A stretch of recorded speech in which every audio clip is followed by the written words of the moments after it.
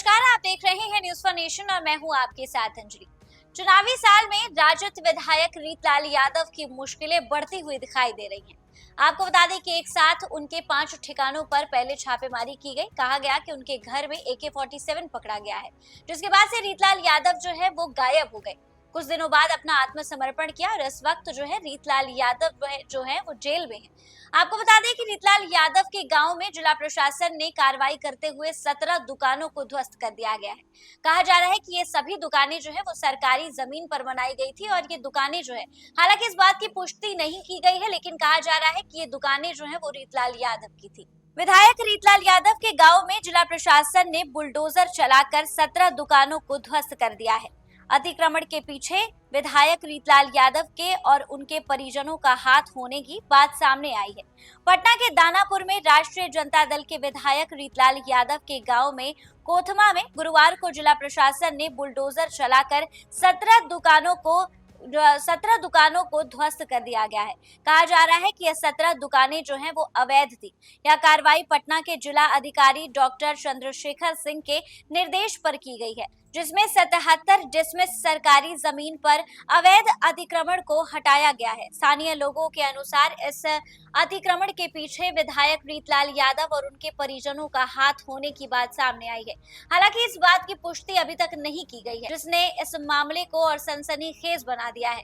जानकारी के मुताबिक दानापुर खगौल रोड के रिहायशी इलाके में सरकारी जमीन पर अवैध अतिक्रमण की शिकायत लंबे समय से प्रशासन के पास आ रही थी, जिसके बाद से इस मामले में कार्रवाई करते हुए दानापुर अंचल के सर्किल ऑफिसर के नेतृत्व में अतिक्रमणवाद की प्रक्रिया की शुरुआत की गई, जिसमें अतिक्रमण कारितों को नोटिस जारी किया गया। जांच में पाया गया है कि कोथवा गांव में 77 डिसमिस सरकारी जमीन पर 17 दुकानों और अन्य निर्माण अवैध रूप से किए गए थे। स्थानीय लोगों ने आरोप लगाया है कि निर्माणों के पीछे विधायक रीतलाल यादव और उनके करीबियों का साथ है।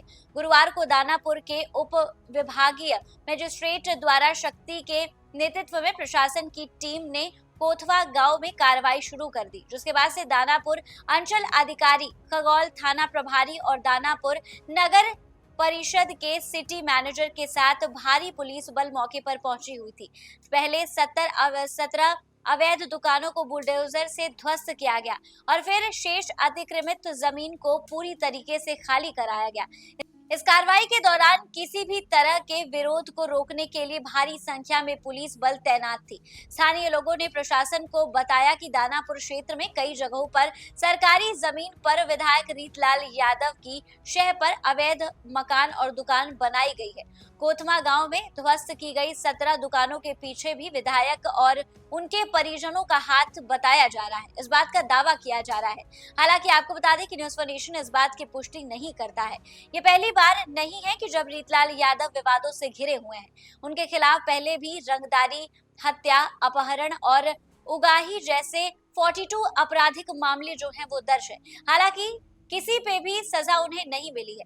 पटना डीएम डॉक्टर चंद्रशेखर सिंह ने साफ कर दिया है कि सरकारी जमीन पर किसी भी तरह का अतिक्रमण बर्दाश्त नहीं किया जाएगा। दानापुर एसडीएम द्विवेद शक्ति को निर्देश दिए गए हैं कि वे क्षेत्र में अन्य अवैध निर्माणों की जांच करें। प्रशासन अब यह पता लगाने में जुट गई है कि क्या कोथमा में अतिक्रमण के पीछे कोई संगठित नेटवर्क काम कर रहा है और क्या इसमें विधायक की भूमिका भी शामिल है या फिर नहीं।